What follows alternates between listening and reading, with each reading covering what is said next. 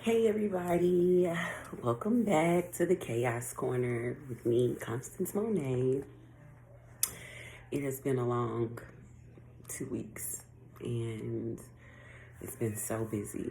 The last time I FaceTimed you guys, it was right before my baby's birthday and then right after my anniversary. And ever since, it's just been crazy.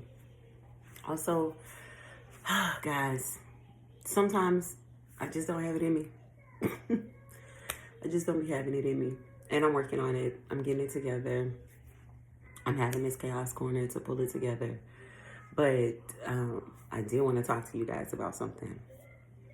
Like, I've been having a little bit of what writers would call is writer's block, right? In my mind, just about trying to get a couple of things done and figure it out.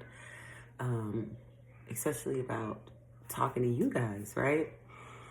And yesterday, my thinking cap was triggered. It was triggered yesterday. And all cylinders start firing. So let's just get into it, okay? So I was having a really good debate with my best friend. I love her, okay? But we were talking about, the general context was about trauma and kind of the effects of trauma, what it does, what it looks like. And in that conversation, I didn't realize until we had gotten too far into the debate that I was triggered. It had become about me in the conversation and about like how it made me feel attacked that me and my friend were having. It was just a general conversation about people I don't even know, right? But what I learned was that I felt severely attacked by somebody that I loved. And though time has passed, it has been 27 years or so, 26 years ago that all of this happened to me. It still triggered me as though it was the same people who didn't show up for me then in the middle of our conversation. And I realized that there's this thing that I've been working on about letting people be wrong, okay? I have to learn, and what I'm working on learning this year is how to let people be wrong. And it's not about if it's right or wrong. It's about when people have not been through something, just let them feel how they feel. Let them think what they're going to think. Don't let myself be triggered by whatever it is they think. But I also didn't realize that after all these years that I would be so triggered, but it was because of the person I was speaking with, because I cared about this person, and it instantly threw me into a space of being triggered on multiple spaces of it. The conversation itself triggered me because of what we were talking about, which was sexual assault. And then the secondary part of that conversation that triggered me was it was her. It was somebody I loved who was going against how I felt and what I knew. But it wasn't the truth, because the truth is finicky when you're talking about this kind of thing. It was just my truth, my thing, my issue with it. And I just did not realize how triggered I would be. I was so triggered yesterday. And because these are the girls, like these are really my village, we just kind of knew when to stop. And when we started to unravel, I'll tell you how the devil works, and we're trying to shut it down with each other, my phone dies right in the middle, okay? Now that can be taken two ways. When it says, okay, I hung up on her with intent, or I hung up on accident. It was an accident because my phone completely died, and it just was like, no, y'all gonna stop having this conversation pretty much. But in truth, like looking back at it, two things came together for me, because learning to let people woulda, coulda, shouldas, which is what people consider as being wrong, let them have it. It's kind of hard for me because I've always been a person who has never been able to have the woulda, coulda, shouldas. I always had to have facts, be able to prove myself, be able to win pretty much in a court of law. If at any time I felt something or I wanted to have a conversation and debate things, and also I was in debate, so I learned to add context. So you ask another question to ask another question. Also, sometimes I like debating for the sake of debate. Okay, so I like irritate the situation a little, and in irritating the situation a little, it became very personal for me. And I realized that sometimes you have to just let people be wrong so that you don't get triggered by what's happening, so that you are not arguing a point that is irrelevant in the context of the conversation, and actually creating the issue with somebody that you love or with just anybody on the street or whatever it is, right? Your opinion is what you think you would do. Our opinions are usually what we think. We always say, oh, if we were here, or if we did this, or I would have, I could have, I should have, after the situation. That's the opinion of it all. It's your emotion showing up to say, oh, if this thing happened to me, I would do this. And sometimes that's people, well, all the time, that's people's right to say. But when you just let people go with it, and you just, hey, don't correct it every single time, and don't try to fix it and make it, what do they call it? Rational. Because trying to rationalize someone's opinion will always get you into an argument, right? And for me and my friends, we don't argue because we don't hit below the belt. We just debate about it, and then we end the conversation. So even to get into a debate, like, you never know what else is going to spark. So sometimes you just got to say, well, hey, let me take my hands off of that. It doesn't matter. Okay, that's your opinion. I understand. That's how you feel. And you got to kind of move on, because it could internally trigger you. And I was internally triggered by her opinion and my opinion on this situation. And at first, my opinion wasn't so much how I felt, but in the conversation, I just felt it happening. My opinion was me. It was like, what if this is me? And you don't know because it was me. And, that's not a real debating point. Those things are not going to help the conversation progress. So, sometimes letting others have their say and not debating the point and not trying to make it rational is the best way. And for me, it's like me letting people be wrong. Because when I used to get on punishment, I used to have to write out a dictionary. I'm a stickler for words and what they mean. I also used to have to write out the encyclopedia. I love history.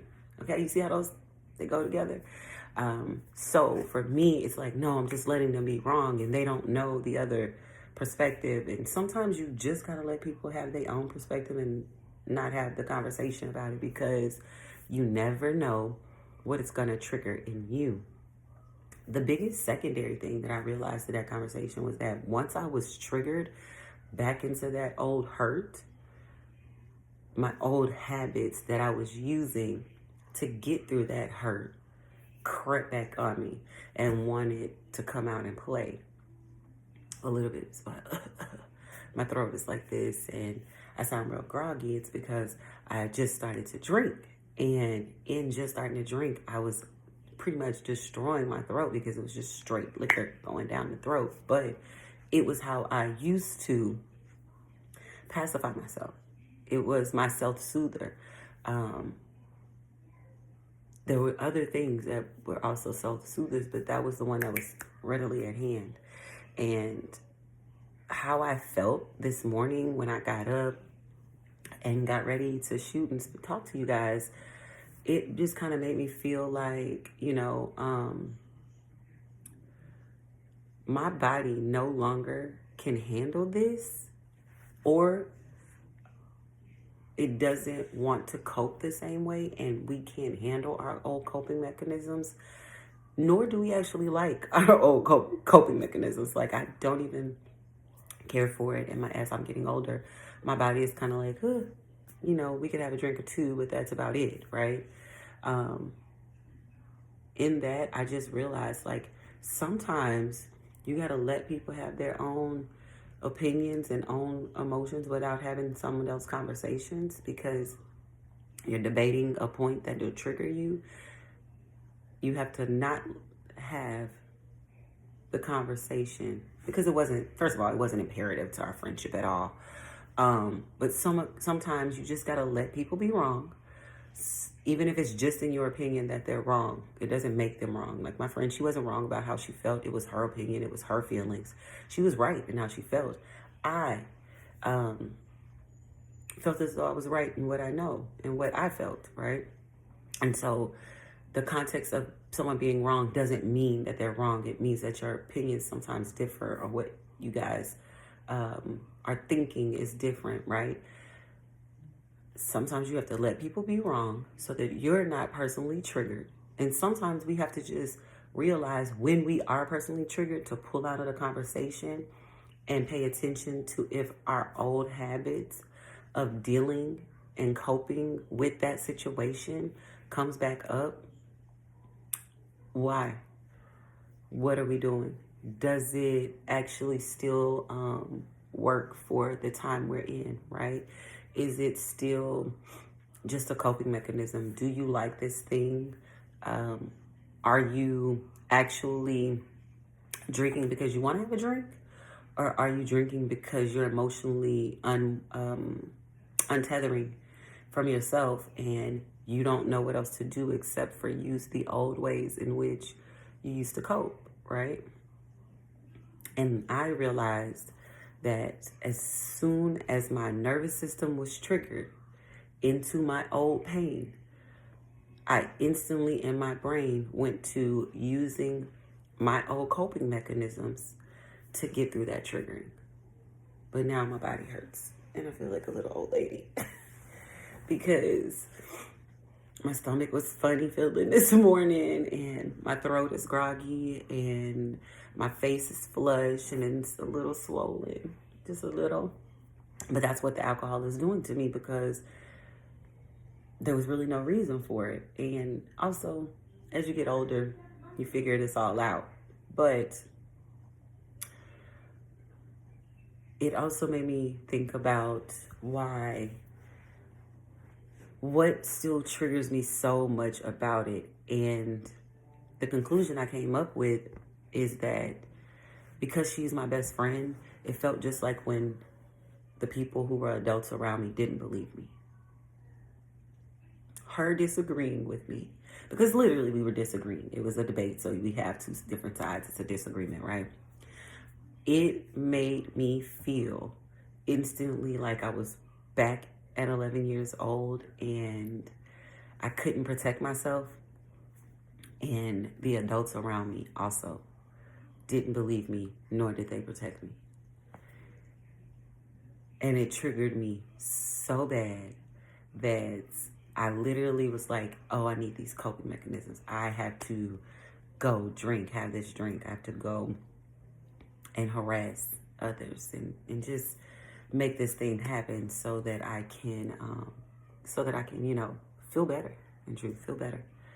And the worst part is that I suffered the consequence, my body did, to what I did, because my nervous system is shot today and it really, really is bothering me, and I'm achy and like my muscles are tight and tense, and where that trauma was being held in my muscles, it's like now tight and tense, and just all of that. It's like my stomach didn't feel well, my body is tight, my muscles are hurting and sore.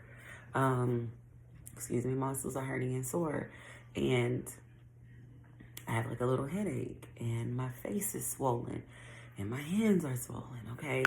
So, all because I was triggered because of what and how I inflicted more pain on my body, in which most of the time it becomes the go-to for any person who has had any kind of trauma, no matter what it is. It could have just been, in context, whatever people think is small, but in context, whatever people think is super huge, right? Literally, I was triggered. I went to my old coping mechanisms, and now my body hurts. And now I'm paying the consequence to the old coping mechanisms and to the triggering of the trauma. And yes, it does help me personally think about, well, what other work do I need to do on this feeling or on this lack? Or, like I said, I realized that when someone I love goes against that particular conversation topic, I instantly psychologically put them in a space of the people who didn't do for me, which that's not okay. It's not, it's not a good thing, but at the same time, you don't learn until it happens, kind of, right? You never learn what you would really do until you're in the situation and it happens to you. And then you realize, oh damn, I'm not as healed in that space as I thought I was, right?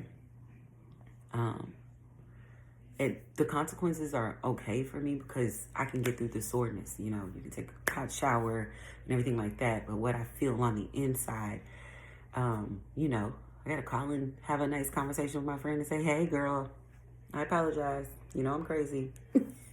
Right? And have a secondary conversation about that, which is easier for me than realizing that I was so triggered that my friend who I trust with my insides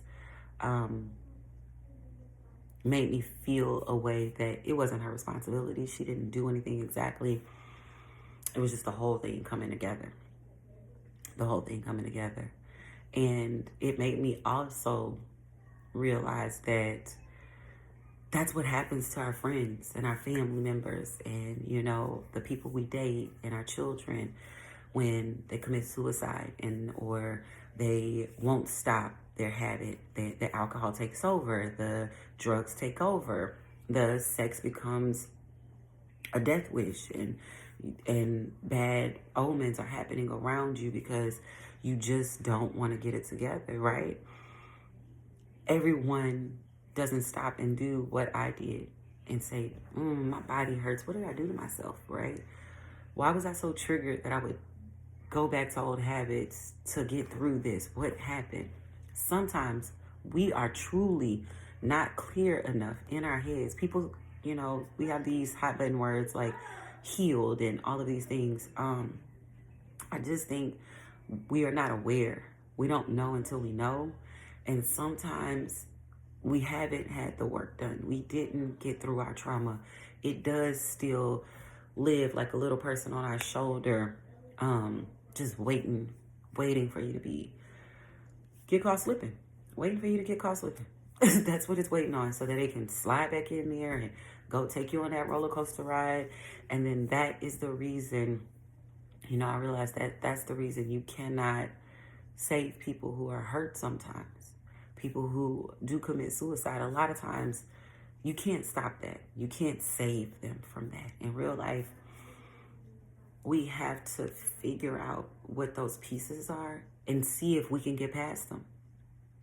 I know that conversation, I'm not past it for multiple reasons, but I've been working my ass off trying to work through it because it's something that's always going to live with me. I know it's one of my biggest fears when it comes to my kids, my nieces, my nephew, even my siblings. Because there's never an age in which that can't happen to you. It's never an age, right? It's my girls. It's never a time. All you have to do is one little slip of a decision or not paying attention, and people will take advantage if they can, right? So I really, really, really, hope that people understand, even if it's just from this conversation, hey, damn, like when you're triggered by something that hurts, sometimes that old coping mechanism kills you. Sometimes it kills you. Sometimes it literally is the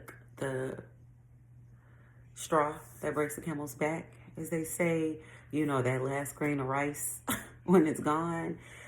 It literally can be the thing that sabotages you, literally sabotages all the work you've done and send you way back and make you go as far as you need to go, because you start to realize it'll never leave me. I'll never not have this in my head. I will never not think about these things. It doesn't matter how healed I get. It doesn't matter. It doesn't matter how much work I do. This is something that will always trigger me.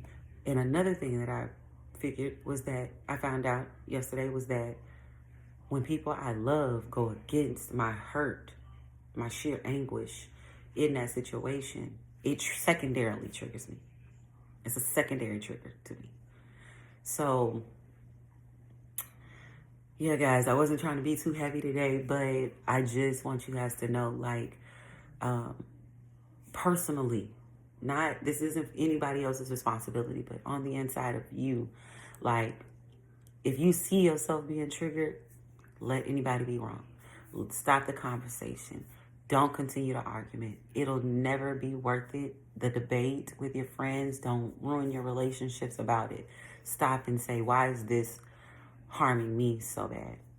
What is it about this conversation that has me on the inside now crumbling into a little broken cookie, And before you hit the habit,